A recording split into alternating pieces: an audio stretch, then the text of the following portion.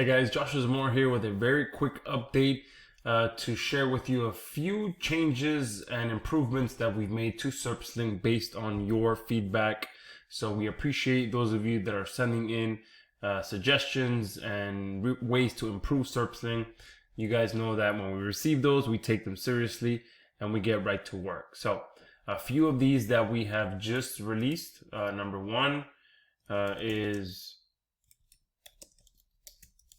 when you're here running an audit, and if you're doing it for a local business, you will see that when you get here to the bottom, we've now added the ability for you to paste in their Google business profile URL directly instead of searching for it.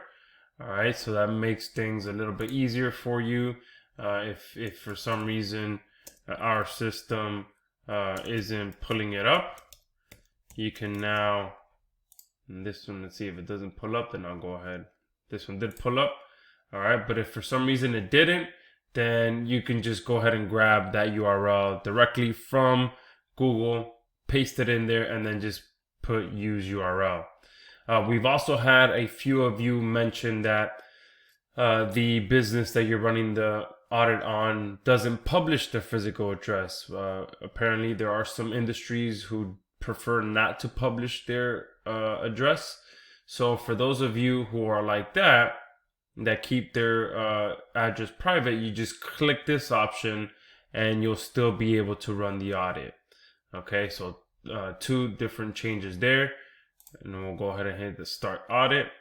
And then once this completes, I'll show you a few other changes that we've made to make things a bit easier as well. All right, so now that the audit is done, one thing you're going to notice down here at the bottom now is that if there are schema found on certain pages for this business, it will also tell you if there's anything wrong with their existing schema, since we did have people asking, how can I fix existing schema on a site? So now you'll have this option here as well. You'll see what's missing, and then you'll see what's needs to be fixed if there's already schema on there. So you'll see something like this: fix 24 instances. And you can see that this schema type appears on multiple pages with issues. Pick the instance you want to fix first. All right, so this is only going to be mostly for schemas that either the client themselves put on their website or anyone else working on the client site put on their website. Okay, any schema that our plugin publishes to the client site should not show up on here. Okay, so the only way to fix these is to do it manually. Okay, so when you go there, you click on whichever URL you want to fix first. Okay, you can see there's the fix for this schema of the organization needs to be fixed on all of these pages. Okay, so you could just start from the top, and then it's going to tell you what's wrong. 2 issues we can guide you through. Warning, they're missing their best rating and their worst rating in the schema. So you just show schema preview. And then it's going to tell you here, fill in the highlighted placeholders before copying or marking as fixed. So if you scroll through here, you'll see these are the 2 areas that you have to fix before publishing it. So if their best rating is a 5 and their worst rating is a 3, then you would do that there, copy it, and then go ahead and mark it as fixed once you put it on the client site. All right, since this client already has this schema mostly on their site, they were just missing these 2 pieces there. So you should be able to find where it is on their website. All right, so once you do that, you just click mark as fixed. Okay, so mark this fixed, run a new audit to verify the fix is live. Okay, so now you see it went from 24 to 23 and it got removed from the list. So you just go down and you do it one by one on each of these pages. All right, now it does look like It's the same issue that's wrong on all of those pages. So they publish the same schema on all of those pages. So since you already did it once, you would just do this again. And I already have the schema copied. So you don't need to copy it again unless you do something else in the meantime. So you do mark as fixed, close, and then you work your way down the line, okay?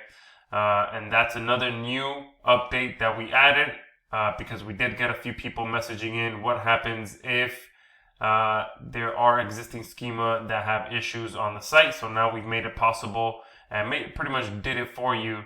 So that you just copy it, you generate the new schema, you input what's missing, and then you go ahead and publish it directly on the site. Okay, so and then these work. Oh, another update that we did here is you can also do the same thing here. So if the client site is on WordPress, when you click on this, you would go through the normal process of what we showed you previously. If they are not on WordPress, you would just install this manually and then just copy this and paste it into the client site directly, depending on where